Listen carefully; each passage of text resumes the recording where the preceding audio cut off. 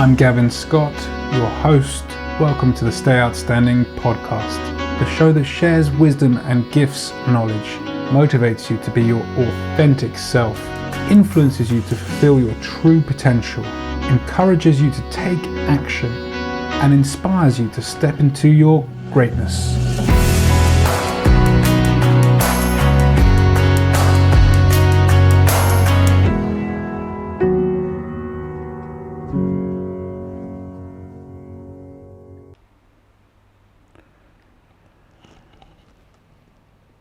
The mist of uncertainty. Today was an amazing experience. It really helped me to grow.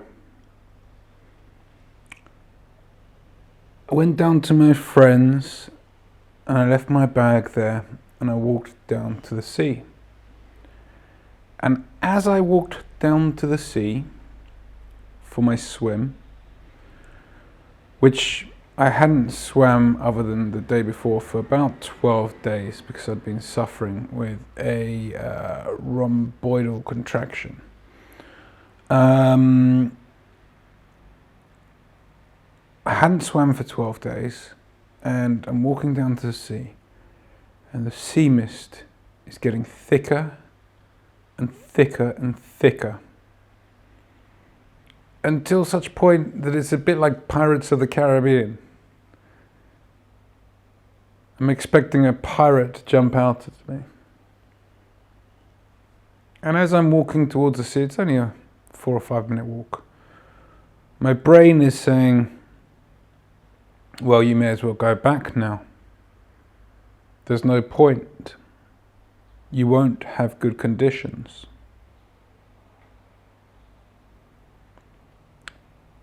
And out of curiosity, and more so pure desire to get back in the sea and start swimming again, I carried on.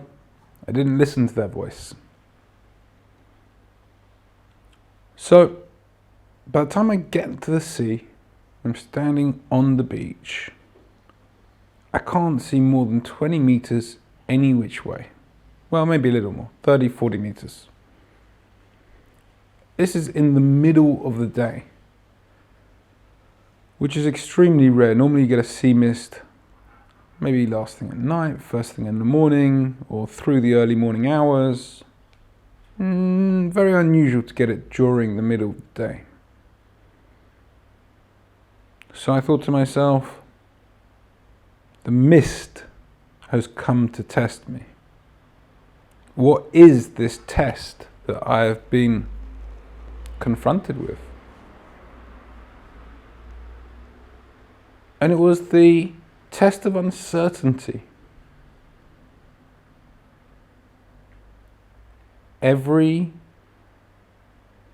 statement I wanted to make became a question.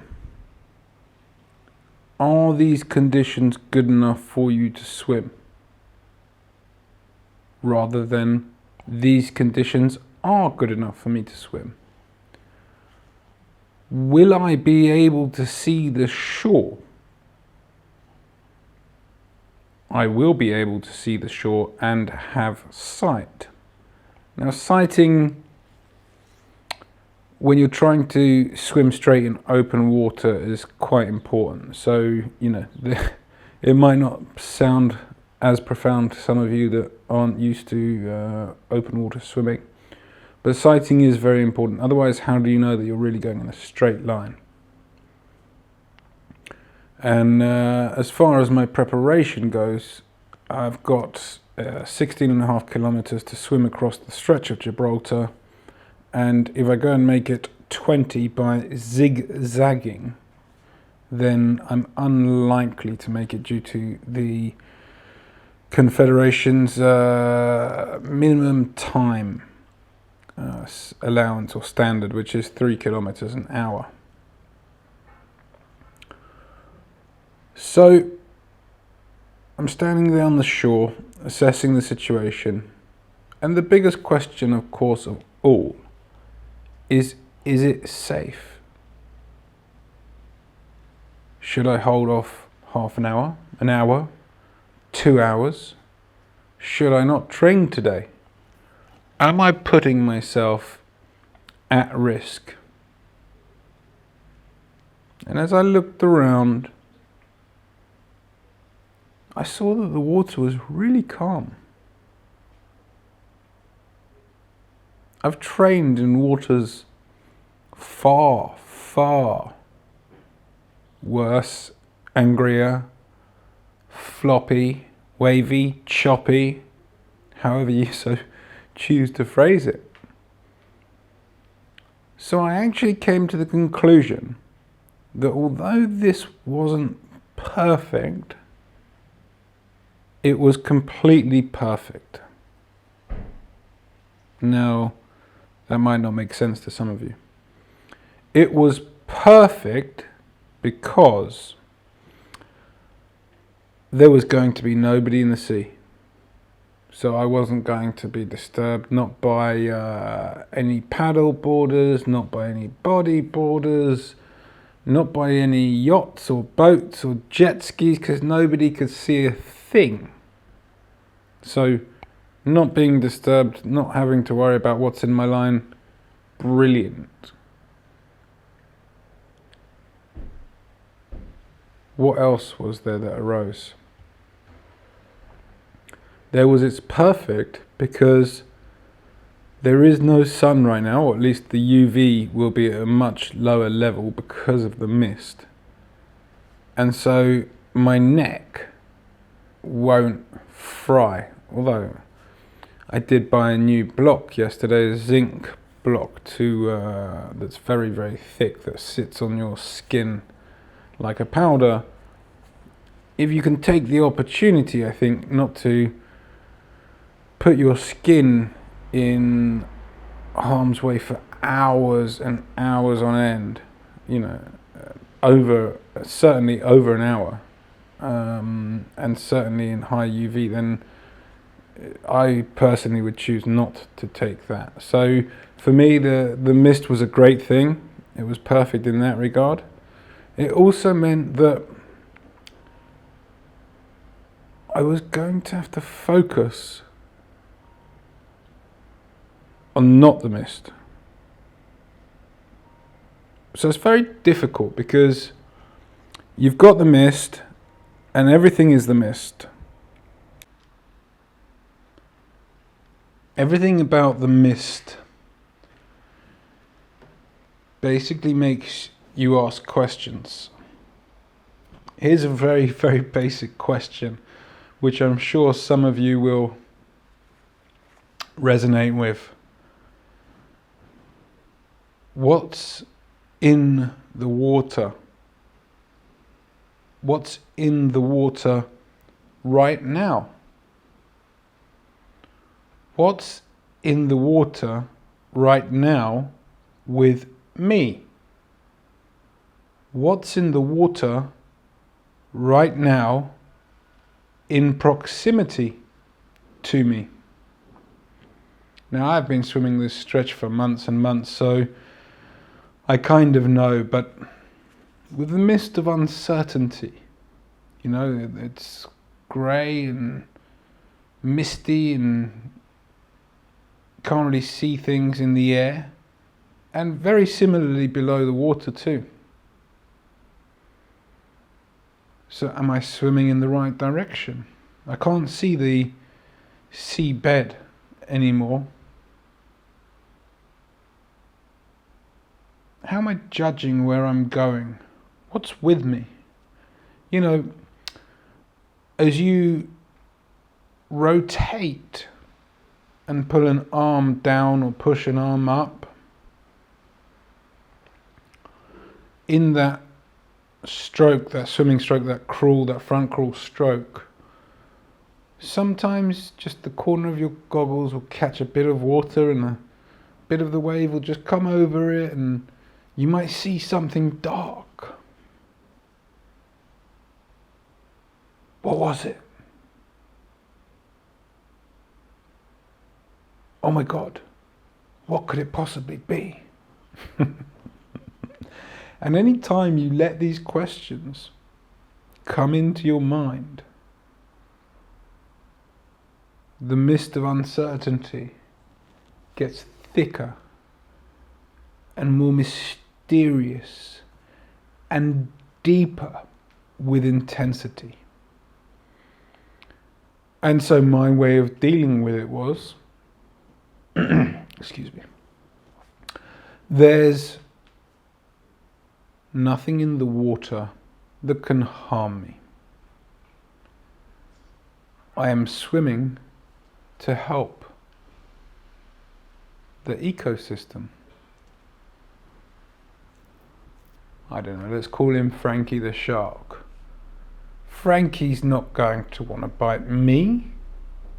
I'm helping him and his family.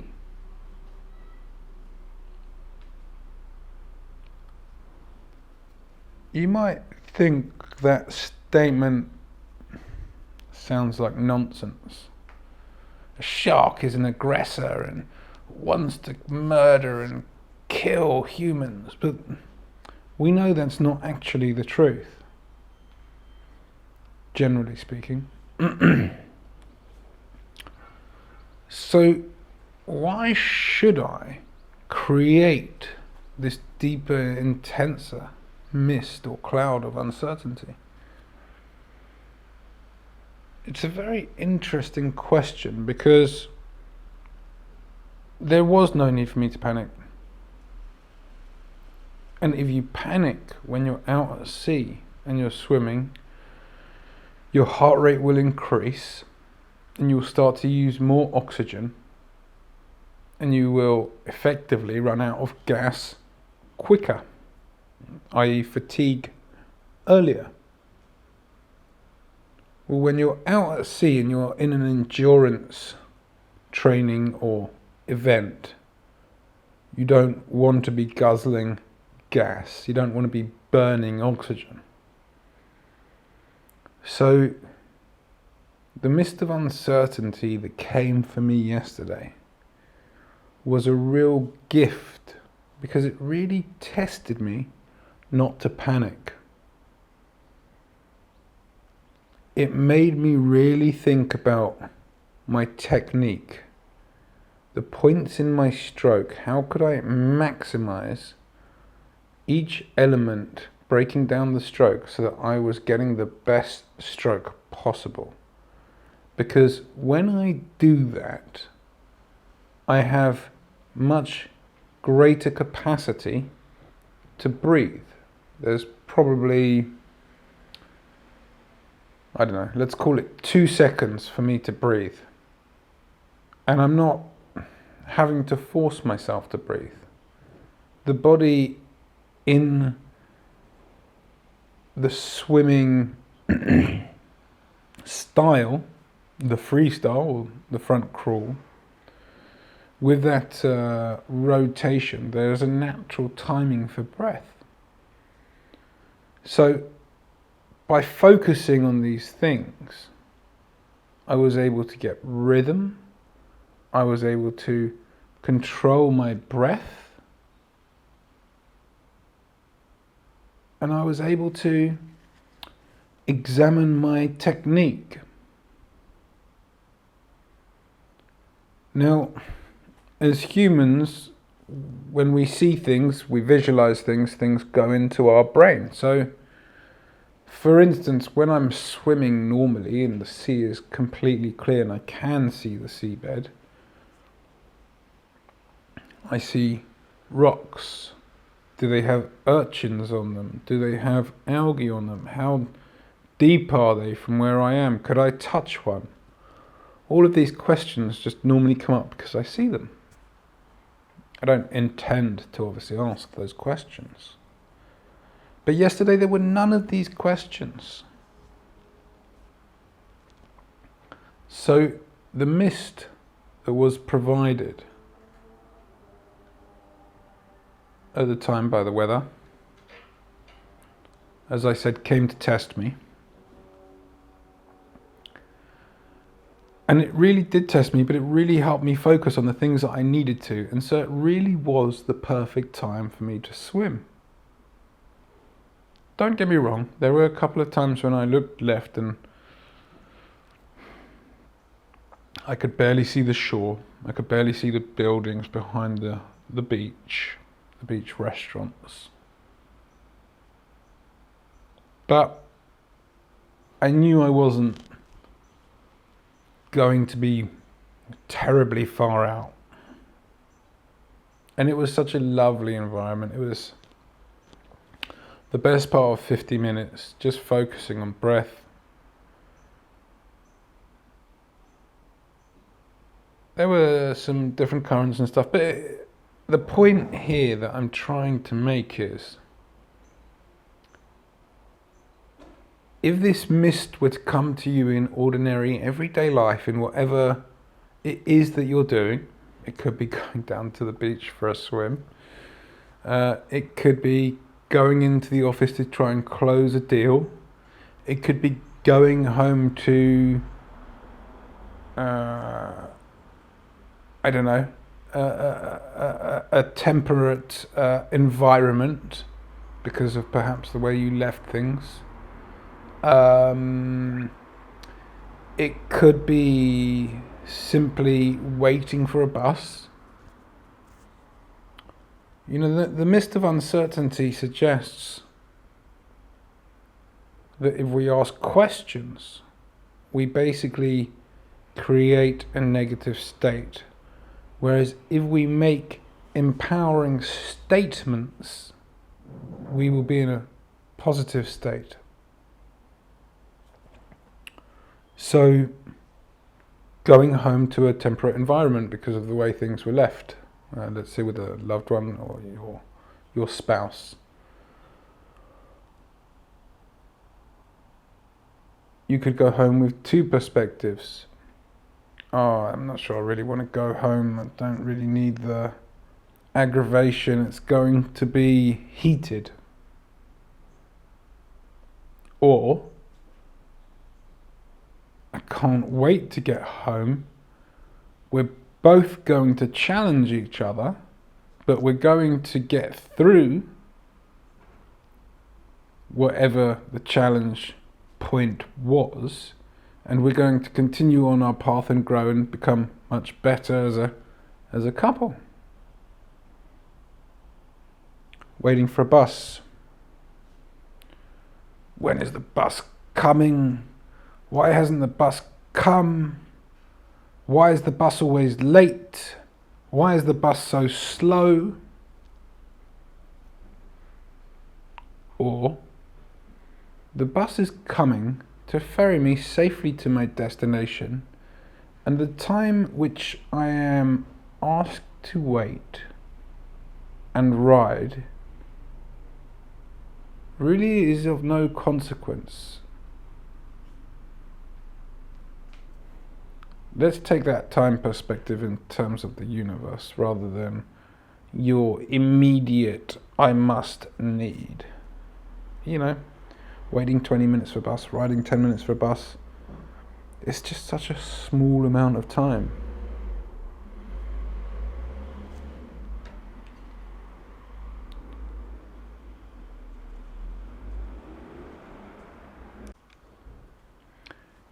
Going into the office to finish a project or to conclude a deal. I'm not sure if the deal is going to happen. I'm not sure if I'm going to like the outcome of the project. I haven't enjoyed the project so far. I'm just doing this because I have to. This project never made sense, but I'm being paid to do it. As opposed to, today is the day I get to go and close a deal. Today is a day that somebody is going to be made happy by buying the service in which I am providing, or the product which I am providing. Today's a great day. I get to complete something. A project. Whatever that project might have been, however long it might have taken. I think we often don't finish things. And of course that would be a bit unusual in business if you were project based, because your success would depend on finishing each project. But nonetheless, there is a certain satisfaction from finishing something, and taking that satisfaction from having concluded that project is a much more positive way of going about it, that it doesn't invite the mist of uncertainty. So maybe just put yourselves in my shoes. Whenever it is that you're next going to do something, and pretend that the mist is rising and it's getting ever thicker and intense and deeper, and you can't see beyond your own hand as you reach your hand out. What would be the questions that come to mind? How would you deal with those questions? And therein lies your answer. Don't question. If a question does arise, respond to it with a statement. And in that way, the mist of uncertainty has a magnificent power because of the sheer clarity it creates.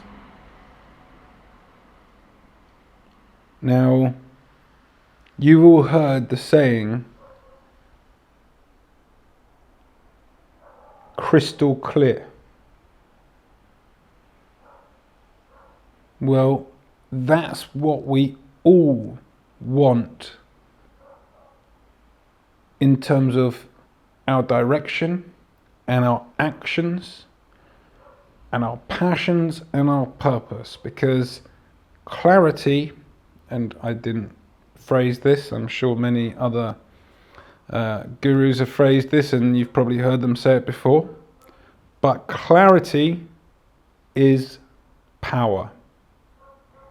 So use the mist of uncertainty to get clear